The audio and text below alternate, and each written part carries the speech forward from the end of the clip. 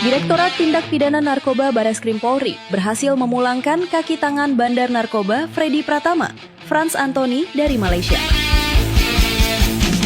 Rekan-rekan sekalian, tim delegasi Polri yang terdiri dari gabungan antara Direktorat Narkoba Bareskrim Polri dan Divisi Hubungan Internasional Polri berhasil mengamankan DPO atas nama Frans Anthony di Kedutaan Besar Republik Indonesia Kuala Lumpur pada hari Kamis tanggal 18 Juni 2026 pukul 07.30 waktu setempat.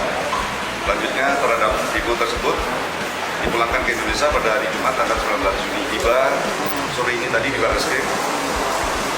Kami ingin menginfokan bahwa DPO ini atas nama Frans Anthony selama melarikan diri modusnya berpindah-pindah tempat di negara Thailand. Dalam pelariannya, Frans Anthony dibantu oleh orang-orang suruhan dari jaringan Freddy Pratama yang merupakan warga negara Thailand. Frans Anthony juga sempat berpindah di beberapa tempat. Kami monitor daerah Pat Hanakan.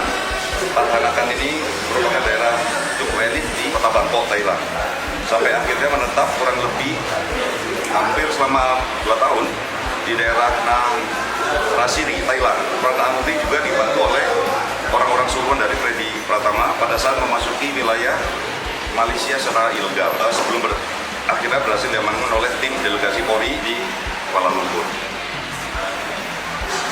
Peranan Frans Anthony, dia merupakan pengendali keuangan, kemudian pengendali lapangan, pengendali operasional dari sindikat narkotika pimpinan Freddy Pratama, di mana Freddy Pratama sendiri merupakan bandar narkoba yang sudah beroperasi sejak tahun 2009 yang mengendalikan peredaran narkotika pada kota-kota besar di Pulau Sumatera, Jawa, Kalimantan, dan Sulawesi. Berdasarkan data pelintasan imigrasi, Freddy Pratama telah meninggalkan Indonesia sejak tahun 2014 dan terus mengendalikan jaringannya dari Malaysia, Thailand, dan negara sekitarnya. Selanjutnya, dalam mengelola keuangan, Frans Anthony membantu Freddy Pratama dengan modus-modus antara lain.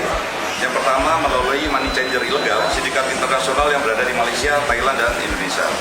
Yang kedua, dia membantu menukarkan uang dalam bentuk rupiah, dirubah ke dalam pecahan $1.000 Singapura di sebuah money changer yang tersebar di Indonesia, di mana uang tersebut kemudian dibawa Frans Anthony menuju Thailand. Selain itu, untuk memudahkan penyebaran uang ilegal, kelompok Frans Anthony juga menggunakan metode cryptocurrency. Frans Anthony melakukan kegiatan pengangkutan uang hasil kejahatan dari Indonesia ke Thailand telah berlangsung kurang lebih selama 7 tahun, terhitung sejak tahun 2017 hingga 2023. Dengan frekuensi rata-rata 2 atau 3 kali setiap bulannya. Total frekuensi pengangkutan mencapai sekitar 168 kali. Jadi 168 kali berangkat dari Indonesia menuju Thailand dengan membawa uang cash. Selama episode tersebut, minimal pengangkutannya adalah 1 miliar rupiah. Kemudian selanjutnya, Frans Anthony juga diduga kuat membantu Freddy Pratama dalam peredaran narkoba di Indonesia, di mana narkoba ini diduga kuat masuk dari Malaysia dan Thailand melalui jalur laut, darat, dan mulai jalur-jalur ilegal, di mana setiap bulannya sindikat ini mampu menyelundupkan segala jenis narkoba dengan jumlah berkisar 100 sampai dengan 500 kg.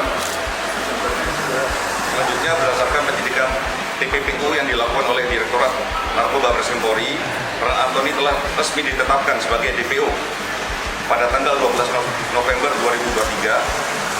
Selain itu, Frans Anthony juga pernah dijatuhi hukuman terkait dengan tindak pidana narkotika, di mana ditahan berdasarkan putusan Pengadilan Negeri Banjarmasin pada tahun 2013. Rencana kami selanjutnya, ini baru datang, kita akan melakukan pendalaman, pemeriksaan intensif, proses penyidikan lanjutan di Bareskrim untuk mengembangkan kasus ini lebih luas. Penyidikan akan difokuskan pada pengungkapan seluruh aliran dana dan jaringan pendukung. Jadi kami lebih fokus ke mematahkan jaringan dana dari jaringan Freddy Pratama ini. Termasuk upaya pengejaran subjek notis atas nama Freddy Pratama dan jaringan yang lain yang masih dalam pencarian. Kami akan memastikan seluruh aktor yang terlibat sindikat ini akan diproses secara tuntas sesuai dengan hukum yang berlaku. Demikian, terima kasih rekan. Yang pertama, silakan.